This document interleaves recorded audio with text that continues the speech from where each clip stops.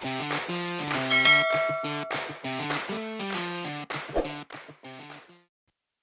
everyone, welcome to Intelifix Electronics Tutorial. Okay, today pag-aaralan natin ang regarding sa Mylar capacitor, no? Paano natin i-decode ang mga nakasulat dito sa device na ito, no? O sa component na ito. So, as usual, naglalagay tayo ng mga information sa ating screen para mapadalian yung maunawaan na aking sinasabi, at saka kung ako ay may makalimutang mga impormasyon na i-share sa inyo, is pwede nyong balikan. Okay? Kasi maiksi lang ating video, then nagbo-voice over ako kasi medyo maingay dito sa ating lugar, maraming naririnig na hindi ka nais-nais na ingay sa ating kapaligiran. Okay? So, as you can see, marami na information na nakalagpas habang ako'y nagsasalita. Then, pwede nyong balikan yan, okay? Then, magkukup na lang tayo sa ating sa ibang impormasyon towards the end of this video. Okay? So, itong mga Mylar capacitor na ito is makikita natin sa ating mga component, no? So, madalas yan lalo-lalo sa mga amplifier, no? Then, may mga nakasulat dyan sa device na yan na yung capacitance value and voltage rating. Okay? So, kailangan nating malaman yan kung anong value ng capacitor na yan, no? Kasi hindi lahat naman ng capacitor ay ganyan ang pagkakasulat, no? Yung naka-SA standard, yung iba actual value na ang sinusulat dyan, okay? So, makikita nyo sa video, sa susunod na mga video, na value nila yung nakasulat, okay?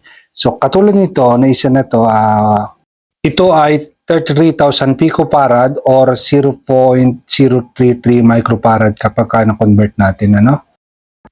So, ang unang mangyayari kasi dyan kapag i-decode natin is 2 picofarad muna, ano? Okay, kapag ganyan ang pagkasulat ng value. So, meron kasing isang klase na iba yung pagkakasulat niya na which is makikita nyo maya-maya lamang sa video, no? Keep on watching until the end of the video, no? Then, katulad nito mga capacitor na ito, no? Pakikita nyo yung value niyan, pwede nyo i-decode. So, itong isa na to, is nakakalagay na yung actual value and voltage yung 250 volts na nasa baba, no? So, yun yan yung tolerance natin. Okay? So, itong isang to, 561 is, it means 560 picofarad yan. Okay? So, bibigyan ko na lang kayo ng time para i-decode ito. May charts tayong ilalabas towards the end of this video para ma-crack or ma-decode nyo kung anong value niyan, ng mga yan, ano? So, napakadali lang, mga katulad ng mga dito sa unang part ng content na ito is nakalagay ng mga information. So, pwede nyo ibalik ang video para maintindihan nyo o maunawaan nyo na maigi, no? So, ganyan kasi yung ang way ng aking pagtuturo is the more information na aking maibibigay and aking sasabihin is gusto ko meron pa rin akong nilalagay sa screen, no? Kasi hindi ko naman pwedeng pagsabay-sabay ng mga information. Yun ang kagandahan sa voice over, ano? Pag mag-voice over tayo ng content. But sa actual na pagtuturo ko is iba yung ginagawa ko, yung iba yung strategy natin, ano? So, ayan yung ating mga function ng ating capacitor, no? So, is store and release electrical energy, no, sa ating circuit, okay?